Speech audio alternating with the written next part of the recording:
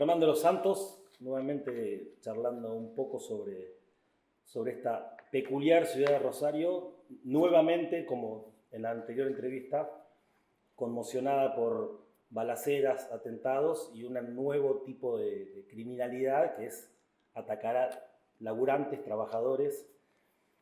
Para meternos un poco en eso, que me imagino que ya estás bastante cansado de hablar del tema o muy habituado, vos escuché el otro día una entrevista que te hicieron en Perfil y vos te referías a que había un cálculo en este tipo de atentados que era generar ya no un impacto, una conmoción en general, sino lograr lo que efectivamente sucedió, que fue un paro, de hecho. Me gustaría que te refieras a eso. Sí, esto de atacar, se habla de que los ataques fueron al azar, como no planificados, y en realidad si uno se pone a ver bien que golpearon primero y mataron a 2 taxistas, paralizaron los taxis, después asesinan, hieren a un chofer de un colectivo que después se termina muriendo, y a un trabajador de una estación de servicio, primero van como paralizando distintos sectores hasta que después irradia en toda la ciudad, porque no hay combustibles, no hay transporte público, no hay taxis, y genera un pánico además de que cualquiera puede morir, y eso es algo relativamente nuevo en lo que siente la población, porque esto viene desde hace mucho tiempo. Sí, podemos poner ahí un mojón que puede ser 2012-2013, de un crecimiento de la violencia muy fuerte, y que ha muerto mucha gente que no tenía nada que ver. O sea, eso no es nuevo. Lo que pasa es que mucha gente que murió era de otros sectores sociales, de barrios donde la tensión por la criminalidad estaba mucho más cercana. Y si uno se pone a enumerar, hay, te diría, centenares de gente que ha muerto y que no tenía absolutamente nada que ver con la trama original. En este caso, esto generó un efecto que es inédito en la historia del país, que una acción diseñada por el crimen organizado paralice una ciudad. Claro. Obviamente que cuando sucedió esto, varios, yo me incluyo, pusimos un foco sobre la actuación del gobierno en lo que está haciendo en el servicio penitenciario, particularmente la foto a lo Bukele, como sí, vos señalaste.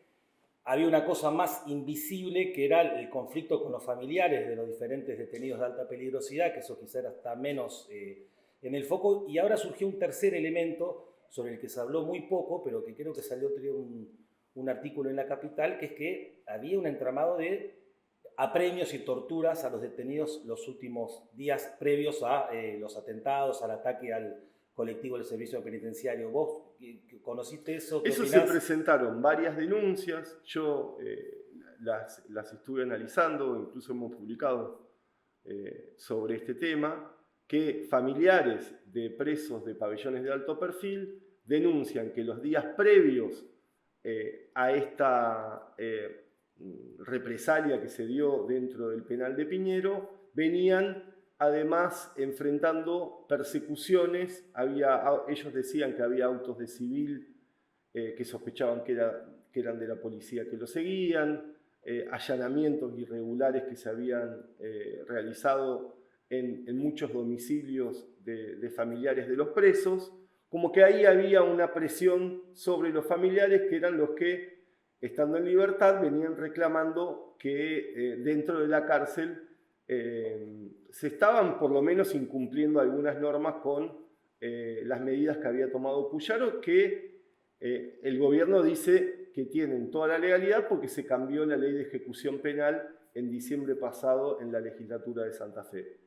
La justicia no tomó esta denuncia, con lo cual eso queda en el plano de lo que denunciaron los propios familiares. Lo que sí se ve, y varias fuentes dentro de la cárcel a mí me lo han contado, es que no solo con los presos de alto perfil, sino también con el resto de la población carcelaria, se estaban viviendo momentos de mucha tensión. Y eso es peligroso en el momento en el que estamos viviendo, donde las cárceles están totalmente con una sobrepoblación extrema y que el peligro latente es que eso termine en más muertes, sobre todo dentro de los penales, que en Santa Fe hay antecedentes muy profundos con lo que sucedió en la cárcel de Coronda. Y además, a mí me parece que este es un nuevo escenario también, porque las cárceles se convirtieron en un factor de poder del crimen organizado. Entonces, la tensión que hay ahí es muy grande cuando las condiciones son pésimas, como denuncian los propios familiares. Nadie discute, yo creo hoy en día, de que tiene que haber un régimen de alto perfil dentro de las cárceles. El tema también son las condiciones en las que están alojados los presos. Nuevamente una crisis de aumento de las tasas de homicidio, bueno, en este caso atentados, vuelve a haber un desembarco de fuerzas federales sobre lo que vos te has referido copiosamente. De hecho, revisaba el otro día la entrevista que te había hecho hace algunos años. Vos ya ahí mencionabas, no quiero ponerte palabras, pero el concepto era que habían fracasado los desembarcos, o por lo menos que no habían tenido éxito, que quizá es lo mismo, pero dicho de otra manera, y que, por el contrario, en ese momento el gobierno nacional, que era el peronismo, el kirchnerismo, trataba de buscar índices o decir que había salido bien. Ahora está pasando algo parecido, que el propio Milei en el inicio de las sesiones ordinarias mencionó el éxito de la seguridad en Rosario y después vino todo esto. ¿Qué opinas de esos desembarcos? ¿Qué opinas de este? ¿Qué cosas crees que puede cambiar? ¿O opinas que no va a cambiar nada? Sostengo lo mismo que decía hace unos años, que el fracaso además ha sido transversal a las principales fuerzas políticas que pasaron por el poder en los últimos años, los últimos 10 años. A todas, aparte, porque están los provinciales y los nacionales. Exacto, por eso te digo, desde el 2014 hasta ahora se repitió como un mismo libreto, que es el envío de fuerzas federales que juegan. Uno de los jefes de gendarmería, que estuvo 7 veces acá en Rosario, de las 10 que vinieron, me decía esto, me dice, jugamos a las escondidas en la propia ciudad. Me dice, nunca hay enfrentamientos con nadie, vamos al barrio La Tablada y los vendedores de droga que están ahí se van a la zona oeste. Y que entonces vamos rotando por la ciudad, no tiene ningún efecto. Incluso si uno mide, yo lo hice en ese año 2014, cuando fue el desembarco más grande, con el de Berni con Mónica claro, Fay, ¿no? Que fue con un impacto tremendo, que eso sí causó un efecto político y en la población muy fuerte, y que como tuvo cierto éxito en ese sentido, se fue repitiendo año a año. A nivel de secuestro de drogas es muy bajo. Las detenciones son en su mayoría en la vía pública, o sea, gente que no tiene los papeles de la moto y que le secuestran un arma. Y que no tiene nada que ver con lo que están supuestamente buscando. Sí, o que no son cabecillas, claro, gente importante dentro de lo que es el crimen organizado de Rosario y que son los gestores de la violencia. Entonces, como que ocurren tiempos como impas que sobre todo en los barrios donde hubo mayores índices de homicidios se tranquilizan por un tiempo y después vuelve a supurar, digamos, la misma violencia, porque la raíz de todo esto sigue intacta. Y te diría hoy más que nunca, porque en muchos barrios se ha convertido en una salida laboral, sobre todo en estos momentos de crisis, y en una salida laboral para otros sectores económicos mucho más poderosos que a nivel financiero mueven el dinero. Y eso es un escenario nuevo en el que se está dando, que ahora hay algo que todavía no podemos decir que está confirmado, pero sí hay fuertes sospechas, hipótesis de que ya no hay más enfrentamientos territoriales, porque hay una especie como de acuerdo entre los principales grupos, claro, que puede ser momentáneo, claro, no puede, porque son muy frágiles las relaciones, pero bajaron los homicidios. Entonces, Patricia Bullrich salió en febrero a decir que era gracias al operativo Bandera, que fue el desembarco de las fuerzas federales en Rosario, y no tenía absolutamente nada que ver con una política de Estado, sino con una decisión del propio crimen organizado que redujo casi a 3 veces los homicidios en Rosario. Hubo 39 en el primer trimestre contra 80 del trimestre anterior, del año pasado. Digo, no tiene ninguna explicación en base a una política de Estado porque no la hay. Era más una reorganización interna. Exactamente. Ya dijimos que hubo varios desembarcos de tropas federales, que involucró diferentes gobiernos y al parecer con eso no es suficiente para algunos actores y vuelve a aparecer la idea, pero con más fuerza que otras veces, de involucrar a las Fuerzas Armadas y al Ejército en el combate con el narcotráfico. ¿Qué conocés vos de, por ejemplo, los 2 ejemplos más quizás que vienen más a mano del involucramiento en las Fuerzas Armadas, que son Colombia y México, que por lo que yo conozco tuvo un impacto en vidas humanas, etcétera, muy grande, pero bueno, te quería preguntar tu opinión. Sí, en este momento también Ecuador está en una situación donde están interviniendo las Fuerzas Armadas porque el propio gobierno le declara la guerra a un enemigo interno que ellos creen que es el crimen organizado. Yo estuve el año pasado en México. México fue un desastre lo que ocurrió, pero además desastre porque las propias Fuerzas Armadas, sobre todo la estructura jerárquica, fue la que pactó con los grupos narcos. Uno de los jefes del ejército está siendo juzgado en Estados Unidos por ser parte del cartel. Orgánicamente. Claro, o sea,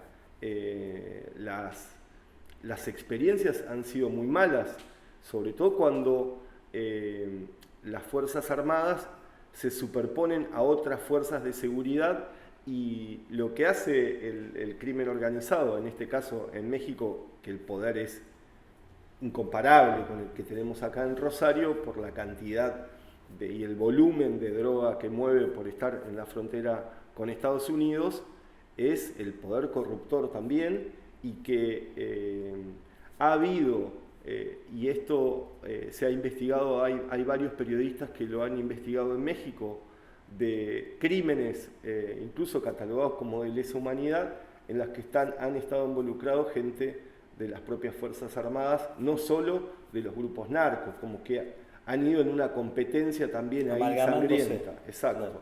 Yo creo que en este caso, que en la Argentina ya durante la campaña electoral Patricia Bullrich lo plantea, incluso lo plantea, que no es ingenuo, en Rosario, en un acto que hace acá con la militancia de Juntos por el Cambio, y a mí me sorprendió. Fui a hablar con gente de ella que trabaja hace mucho tiempo y me decían que era el resultado de los focus group. O sea, que ellos planteaban claro, es que hoy estamos, y que a mí me parece muy peligroso, que muchas de las políticas de Estado se están diseñando en base a lo que surge de esos focus, que es la opinión muy lineal de la propia población y que no tiene intermediación. Entonces, lo que me comentaban es, bueno, hoy la gente está planteando que quiere a las Fuerzas Armadas interviniendo en Rosario porque cree que es la solución. Y directamente eso entró en la agenda pública. Con la oposición, increíblemente, digamos, si uno se pone a verlo desde un plano alejado, de la oposición de las propias Fuerzas Armadas, que hoy no quieren intervenir en este problema. Incluso lo que hoy se ve son 2 helicópteros sobrevolando el cielo de Rosario todo el tiempo, que nadie sabe qué hacen, pero que le dan a la gente como esa sensación de que, presencia. de que está protegida por las Fuerzas Armadas. Y me parece que el peligro de diseñar políticas de Estado sobre opiniones que surgen de encuestas, de focus group, es para mí muy temerario y puede salir cualquier cosa. Hablando de focus group, me parece que mucho de eso hubo en el posteo que hicieron compartido en Instagram, no casualmente, Puyaro y el ministro de Seguridad Provincial, alineando a los presos, tratando de emular, lo decíamos antes, a Bukele, abstrayendo que Bukele es un gobierno prácticamente despótico, con un control del conjunto del aparato del Estado, en todas sus dimensiones, totalitario, o sea que no es un gobierno que, entre comillas, discutiendo en ese terreno, fue exitoso en combatir el narcotráfico, sino que es un gobierno absolutamente... Pero además hay mucha... cuando se habla de El Salvador, se habla muchas veces sin saber, digamos.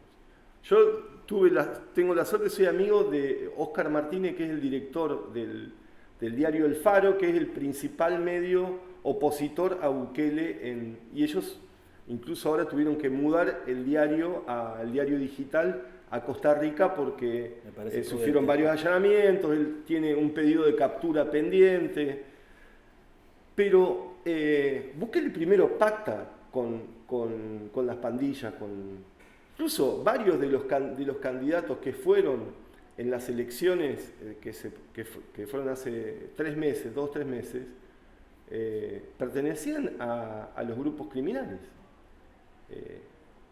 Yo digo, acá en Rosario, con esa imagen endiosada que hay de Bukele, ¿se bancaría que un candidato tenga gente de los monos, por ejemplo? Porque eso es lo que ocurrió en El Salvador, y después toda esa política penitenciaria que se hizo con cárceles gigantescas para alojar a las pandillas, tuvo que ver con ese pacto inicial que fueron con las estructuras jerárquicas de las mafias, y que ahora salió un informe de una organización internacional que hubo 243 muertos en esas cárceles en solo un año. Cifra enorme. Claro, o sea, por eso digo, muchas veces esa imagen que quiso dar el gobierno de Santa Fe con los presos semidesnudos, con la cabeza rapada, que no sabemos todavía esos presos a qué pabellones pertenecen. Yo tengo mis serias dudas con eso.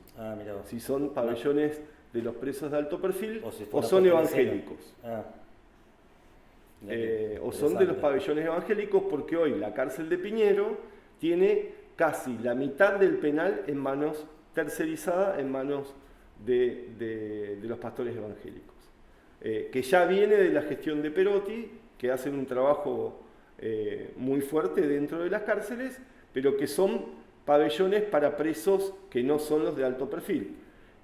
Y esa imagen que se quiso dar era en base a esa opinión que surgía de la gente, por lo que hablábamos antes de los focus group, que es alimentar la bronca, el miedo y la cuestión irascible que tiene la gente hoy, que no soporta nada. Y llevar el punitivismo lo más lejos posible en base a esos sentimientos. Hoy el gobierno está planteando, después de que se lo detiene a este chico de 15 años por el asesinato de Bruno Busanich, que es el empleado de la estación de servicio, a bajar a 12 años la edad de imputabilidad. O sea que vamos a tener en las cárceles niños prácticamente. Pero bueno, hay esa sed como de venganza permanente que hoy desde el Estado mismo se la absorbe por la bronca esta que tiene la población. Muy claro. Yendo a tu último libro que escribiste con Hernán Lascano, digo una afirmación que probablemente no sea así, pero creo que en el primer libro, Los monos, agarra más el submundo, el hardware de la narcocriminalidad, y en este, que obviamente se cruzan las crónicas y todo, pero en este veo que está más reflejado el software, las cosas que están por arriba, que son muchas veces no mencionadas y sin embargo tienen una importancia y una complejidad muy grande. Por ejemplo, las vinculaciones entre los negocios ilícitos del narcotráfico con los negocios lícitos o legales más bien del capitalismo que nos rodea. ¿Podrías contar un poco eso y quizá usar la figura de Gustavo Shanahan, que lo mencionan en el libro? Sí, a nosotros nos interesó en este trabajo como que poner bastante la lupa en ese tema, que es tratar de explicar con los propios actores que hay acá en la ciudad de cómo funciona el recorrido del dinero. Y eso es muy interesante porque, por ejemplo, en el imaginario está que se lavan los dólares. Los dólares no se lavan los pesos. Claro. Los pesos, y que nosotros en otro trabajo hicimos todo el recorrido desde un búnker en Villa Banana, cómo terminan en una financiera que van pasando de bolso en bolso hasta que llegan a Gustavo Shanahan, que era el ex titular del puerto de Rosario. Pero digo, esos pesos que se originan en un búnker y que después terminan en una financiera, se pierde el rastro de eso y pueden terminar en una inversión inmobiliaria, en un fideicomiso, en la compra de un campo, en una inversión gastronómica, en autos, en distintas cosas. Digamos, en toda esa cadena que recorre el dinero, interviene muchísima gente. Muchísima gente de la que no sale frecuentemente en los diarios, que conocemos poco en la ciudad, pero que se ha hecho muy rica. Rosario no puede explicar un montón de cosas. O sea, el desafío pones en Puerto Ludueña la guardería náutica que está sobre el arroyo Ludueña, o te vas a Granadero Baigorria, a la otra guardería que está, que decían que era de Julio De Vido. Perdóname, Puerto Ludueña, que tiene un cartel que dice que tu yate duerma bien. Claro, pero digo, la cantidad de barcos que hay por arriba de $1 millón en Rosario no tiene explicación. Igual que no tienen explicación muchos de los desarrollos inmobiliarios. Nosotros nos centramos en uno, que es la Torre Acualina, que fue como el primero de toda esa serie que se hizo para esta gente, digamos. Y empezamos a contar quiénes viven ahí. Ahí vive Nardelli de Vicentín, viven los abogados de los monos, viven dos ex titulares del puerto de Rosario, vive un financista, abogado, un camarista, y en la terraza de ese edificio, en los amenities, se gestó la mega estafa inmobiliaria que tuvo a gran parte del poder económico de Rosario involucrado y que después termina con una sola persona con condena, que es uno de los vecinos de ese edificio, que era el vendedor de autos de los narcos, Lelo Pérez. El último escalón, por otra parte, ¿no? Claro, el último escalón, un tipo que se hizo millonario. Él dice, yo nunca vendí drogas, sino que vendí autos. Y se hizo millonario porque que eso es también otra de las cosas que para mí fue importante en el trabajo que hicimos en el libro, llegar a la conclusión de que el pico de expansión económica de lo que es el crimen organizado no es actualmente, sino fue en 2006, 2007 que nadábamos en plata del narcotráfico. Y que fue paralelo al boom sojero, ¿no? Exactamente, porque Rosario tiene eso también, en las cuevas financieras, donde aparecen esos pesos ajados de Villa Banana, se mezclan con el dinero de la enorme cantidad de granos en negro que se mueven en la región, donde ahí también están involucrados muchos policías con los puertos secos, que ese es un fenómeno también increíble de Rosario. Primero, además, vos decís puerto seco, nadie lo entiende. Contá un poco porque quizás algo que... Claro, que son puertos paralelos a las terminales portuarias que operan totalmente en negro. Y que hay todo un mecanismo con lo que se llama los hombres de paja, que son testaferros para vender granos y que hay una influencia muy grande de la policía. Como también, que son cosas que por eso desconocemos, del tráfico de combustible. Sí, sí.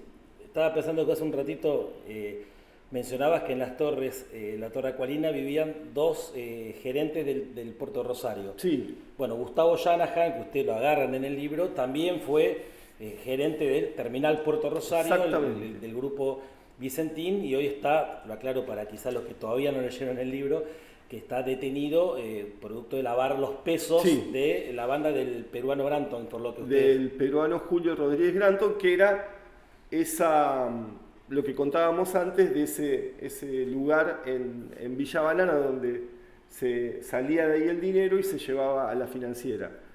Ahí hubo como una cuestión inédita, que es que a Shanahan no se lo consideró como lavador de dinero, sino como integrante de la banda, porque se consideró que los dólares que él aportaba en el cambio, en los que les cobraba además una diferencia, porque sabía que ese dinero provenía de una raíz ilícita, fue considerado como integrante de la banda, porque los dólares eran fundamentales para el funcionamiento, tanto para las inversiones que hacían como para la adquisición de la droga.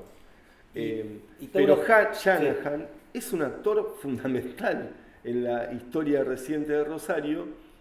Él en la terraza del... No podía decir como el otro, yo solo cambio plata, que el otro yo solo vendo autos.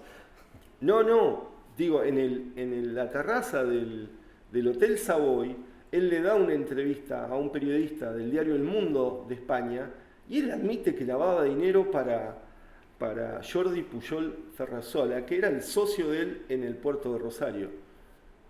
Ahora se está empezando a investigar, después de más de 10 años después, toda la plata que entró por el puerto de Rosario, que no tiene ninguna justificación, empresas que se crearon y que se crearon en paraísos fiscales y que además, sin tener en cuenta que después se empezó a ver, porque la DEA lo empezó a mirar, que salía cocaína del puerto de Rosario. Y salieron 3.600, se detectaron en solo 2 operaciones 3.600 kilos de cocaína en un año. Mira, tenía anotada esa pregunta acá, digo, porque es decir, no puede ser casual que haya tantos gerentes mencionados y cada 2 meses aparezca una noticia de encontraron 1.000 kilos en Rosario, 1.500 kilos en Timbúes, 1.500 kilos en Oceanía, creo que en Nueva Zelanda. Claro, porque estos secuestros se hacen en los países donde llega la droga. En Amberes, en Bélgica, en Rotterdam, en esos puertos, ahora en los puertos de Oceanía también, que se está detectando, que ya eso es otra cosa porque se detecta que la droga está saliendo en barcos con bodega de granos y que esos barcos salen de acá, de la zona.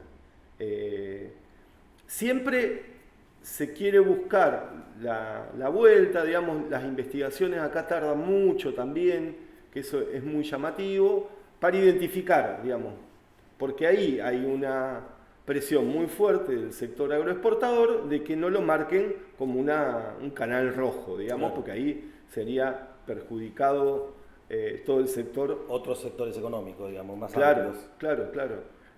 Pero en estos barcos que se descubrieron en Australia, había un buzo que había incluido un tanque que había soldado a una parte del fuselaje del barco y que... Un emprendedor, digamos. Un emprendedor, sí. El buzo después apareció muerto. No casualmente. No.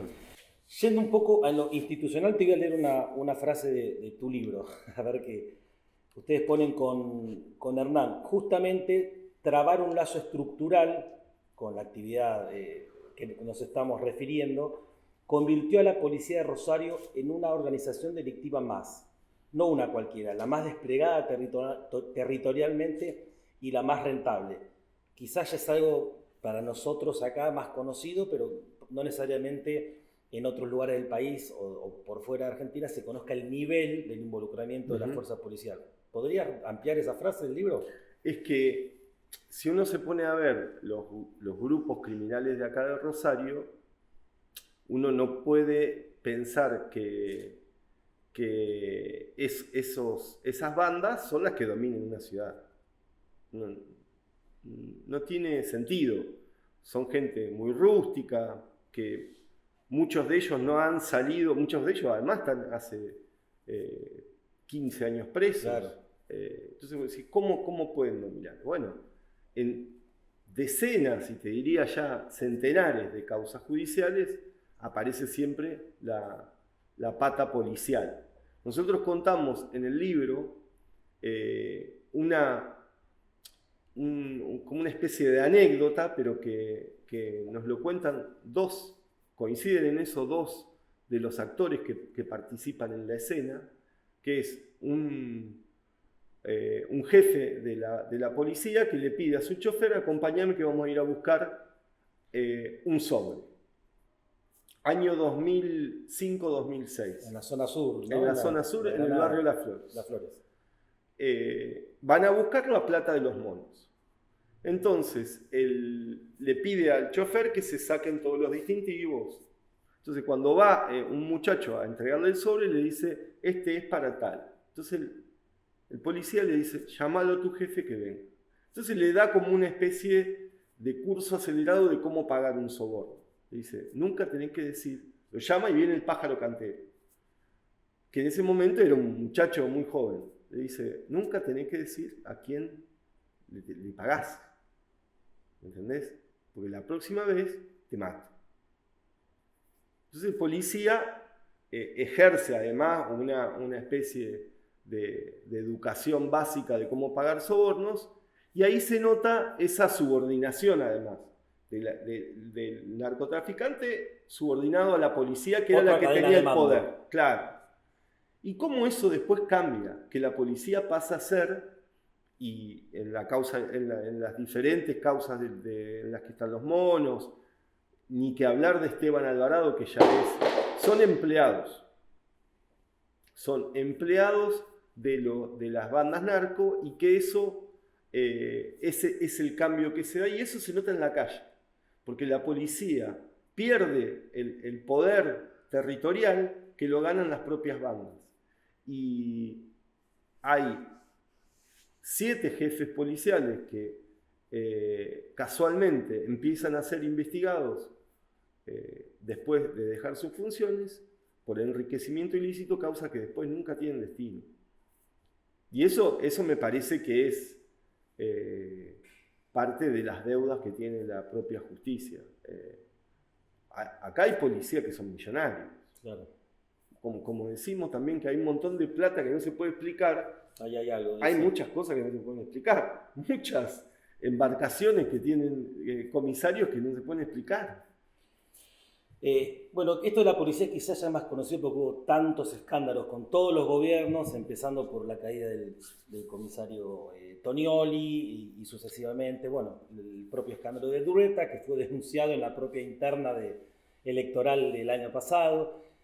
Lo que quizás es menos conocido en otros ámbitos es algo sobre lo que vos escribiste mucho, que es que cuando se investiga a un capo de juego clandestino, Leonardo Peiti, él directamente involucra a altos políticos encumbrados, entre ellos al senador Armando Traferri, un senador histórico del departamento de San Lorenzo. No hace falta, otro día habrá que explicar más que los senadores acá funcionan como algo muy feudal, sí, con una caja propia que le ha otorgado, con mucho poder, una caja que le ha otorgado el gobierno del socialismo para manejar discrecionalmente. Me gustaría que refieras qué ves ahí. Eso habla solo de Traferri. Después, lo último que digo, a Traferri le tratan de sacar los fueros y el conjunto, casi el conjunto, creo que solamente 2 o 3 rechazaron hacerlo, incluyendo otros senadores de otros partidos que evitaron caer los fueros. ¿Por qué? ¿Qué hay que no quieran que caigan los fueros de una persona que ni siquiera es de su partido? Sí, hablábamos de la deuda pendiente que hay en la justicia, tanto provincial como federal, pero de investigar al propio poder. cuando en esta causa, en la de juego clandestino, que se empezaba a ver alguna relación del dinero sucio que había, en el que indirectamente también participaban los monos apretando al capitalista del juego clandestino, al que le sacaban dinero con extorsiones,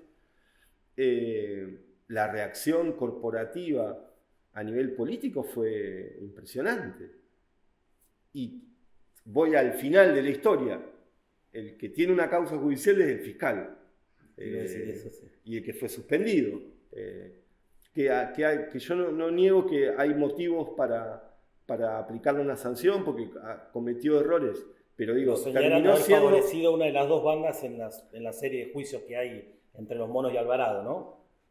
Claro, no, pero al fiscal Ederi le terminan abriendo una causa por tener él una relación con una testigo inapropiada, pero fue el que, junto a Luis de Chapapietras, fueron los que investigaron. Por eso, la primera causa en la que se mezcla todo y la que había un nexo político, que también implicaba la propia justicia porque los sobornos lo cobraban el jefe de los fiscales, Patricio Serjal, y el fiscal adjunto, Gustavo Ponce Assad, y Armando Traferri, el senador del departamento San Lorenzo del peronismo, era como el articulador de todo eso. Y ahí se ve para mí algo que después se traslada a otros ámbitos, que es donde hay dinero, cómo empiezan todos a caranchear. Y ahí aparecen los monos, a sacarle dinero, en este caso al capitalista del juego, al capitalista, y por eso después terminan matando a una persona en el casino de Rosario. Pero lo que te muestra también que cuando a Traferri había evidencia de sobra para poder imputarlo, la propia legislatura dice no. Y eso me parece que después, cuando la propia clase política habla de enfrentar al crimen organizado, a las mafias, tenés eso en el armario, digamos. Y ligado a esto, digo, ahora salta que Cuño Libarona promueve como capo de la unidad de la UIF acá en Rosario al doctor La Fontana, que es parte del estudio de Larrescondo, que tomó algunas causas con Cuño Libarona y que aparte es abogado de un diputado también procesado contra Ferri. ¿Qué posibilidad hay de Sí, pero para mí ahí hay otra cosa que es mucho más grave todavía. Dale. El último caso que tuvo Cuño Libarona, el que él renuncia a la causa el 11 de diciembre, el día que asume como ministro, lo tenía acá en Rosario, que es del Grupo Olio. El Grupo Olio nunca liquidó al Banco Central los dólares que había vendido por operar la planta de Vicentín en San Lorenzo, en el medio de la caída de Vicentín, y lo que hizo fue mover ese dinero en el mercado financiero, logrando, imagínate, con 700 millones de dólares, una renta impresionante. La propia justicia federal, el juez Vera Barros, 10 días después de que asume como ministro Cuño Libarona, y que era hasta ese momento el abogado en esa causa del Grupo Olio, lo sobresee al principal imputado, Ariel Olio, que está viviendo actualmente en Miami, y le aplica a la empresa una multa de 4 millones de dólares. Una ganga. Claro, nosotros lo publicamos. Ariel Olio se compra un departamento en Miami, un penthouse que vale 10 millones de dólares. Es esa plata inexplicable de Rosario, que hay muchísima, pero que en la justicia se dan las garantías para que eso siga funcionando. Ahora, el nuevo jefe de la Unidad de Información Financiera en Rosario, que es el que tiene que ver todo eso, todos los negocios, es un hombre que pertenecía al estudio que actúa en sociedad con Cuño Libarona. Y que esto que estás contando es mucho más grande, y que aparte es abogado, y que es abogado de otro diputado que junto con el senador Traferri está involucrado en proteger el juego clandestino.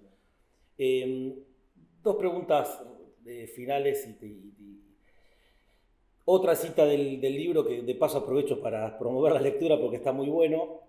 Ustedes cuentan, Brian Josué, dice en un momento, están hablando de la trama de sicarios, iba a recibir 150.000 pesos por matar al empresario Mauricio L. en la escala de pagos del sindicato, es lo que refiere a un tirador calificado. O sea, que un tirador calificado, al momento de salir el libro, supongo que debe haber... Sí, esto fue hace 3 años atrás. Debe haber cambiado. Ayer le preguntaba a un amigo cuánto gana en una empresa metalúrgica en la ciudad de Baigorria y me contaba que con horas extras, etcétera, etcétera, 400.000 pesos. Yo te quería preguntar, ¿qué visión tenés? Ustedes en el libro agarran un aspecto que refiere a esto. ¿Cómo se va a combatir el poder de reclutamiento de bandas narcocriminales que pagan a un sicario X mucho más que lo que paga en blanco una empresa metalúrgica de Punta Cana? Sí, 150.000 pesos ya en ese momento era por una acción era poco dinero, digamos, para matar a alguien digamos, no tiene valor la vida, pero porque siempre me acuerdo de una frase que decía el fiscal Jorge Baclini cuando empezó el nuevo sistema procesal penal, que él decía: es muy barato matar en Rosario. Nosotros tenemos que lograr que ese valor de la muerte suba, y eso no ocurrió, porque hoy sale muy, muy barato matar en Rosario, y por eso hay muchos pibes como el chico que termina asesinando al playero, y son estas historias que se cruzan. A lo que yo creo que además del tema económico, en el reclutamiento de los chicos hay una cuestión que es profunda, que nosotros también la describimos en el libro. Más moral, de te diría cultural. De que eso ha penetrado muchísimo en todos lados, pero sobre todo en los barrios de donde sale la mano de obra más básica, que muchos pibes quieren pertenecer. Yo hice un trabajo en la cárcel de Piñero que me llevó mucho tiempo, y yo me sorprendí con eso, que en los pabellones te decían todos eran de los monos, pero era como tener una pertenencia. Más allá de si tuvieran actividad real. No eran de los monos, claro. No eran de los monos, pero digamos, esa pertenencia te daba está bueno decir que sos estatus, claro. Y eso me parece que es difícil también de competir contra eso. Si hablamos de que el Estado quiera competirle, que hoy yo no lo veo, pero cuando un laburante llega al barrio con las manos manchadas de cal de una obra y a ese lo llaman Gil, es muy difícil para ese pibe pelear contra el resto simuladamente. Y el ex alcalde de Medellín, Fajardo, decía, que a mí me pareció muy interesante, que él dice: siempre nos ocupamos de los malos y dejamos a la gente que labura, que la pelea todo el día, como a un costado. Y dice, a mí me parece interesante también laburar con el otro, con el que resiste, que, como se dice, digamos, los buenos están muy bien organizados, los malos están muy bien organizados, y los buenos nos cuesta a todos. Y que me parece que más que nada hoy, con la desintegración que hay en Rosario y con la ausencia del Estado, que hoy está embarcado en una cuestión puramente de seguridad, hace falta más que nunca. Bueno, la última pregunta es justamente sobre eso. A veces el planteo de la legalización, o porque es mal formulado, o sobre todo porque se lo interpreta como que es un planteo liviano, hippie, no sé qué, se pierde de vista que podría ser parte de una solución integral que parta de reconocer el fracaso de la criminalidad, de la criminalización del mundo de las drogas. ¿Vos lo ves igual? ¿Crees que es un planteo viable en este momento la legalización, o es una cosa que no corresponde discutir? No, para mí es muy interesante discutirlo. Yo lo que voy es que es una economía criminal y que esa economía criminal hacia algún lado va a ir. O sea, en el caso más cercano que tenemos de Uruguay pasó eso, digamos, cuando legalizan la venta de marihuana. Esa economía criminal se fue hacia la cocaína y hoy Uruguay tiene serios problemas. Te diría parecido a los de Rosario, que antes no los tenía. Pero me parece a mí, al no tener en cuenta eso, que esa economía criminal va hacia algún lugar. O sea, vamos a un caso, un ejemplo concreto, los monos. Legalizás la venta de todas las drogas. ¿Qué van a hacer? Bueno, dicen, se acabó el negocio, ponemos una granjita y no, va hacia otro lado. Y ese otro lado puede ser incluso hasta más violento. ¿Pero vos por eso lo ves inconveniente o crees que...? No, yo para mí sí, pero teniendo en cuenta siempre lo otro. ¿Cómo reconvertís de alguna manera, hoy es muy difícil hablar de esto, cómo reconvertir esa gente que está embarcada en grupos criminales que vaya hacia la legalidad? Claro, lo ligo a la pregunta quizá anterior. Si hubiera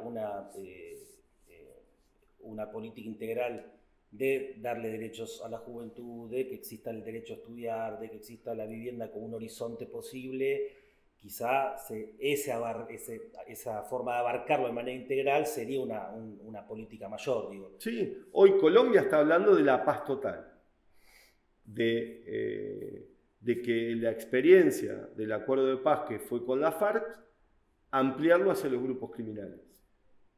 Son caminos, digamos, que se van tomando. Yo digo, para mí es interesante discutirlo, por lo menos.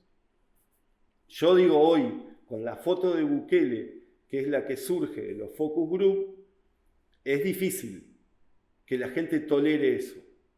Pero, ¿dónde está la solución? Yo no la veo en el helicóptero que está dando vueltas acá arriba. Bueno, muy claro. Muchas gracias, Germán. Sabemos que estás dando 200 entrevistas por semana, así que te agradecemos por este espacio. No, gracias a usted. Un gusto estar acá.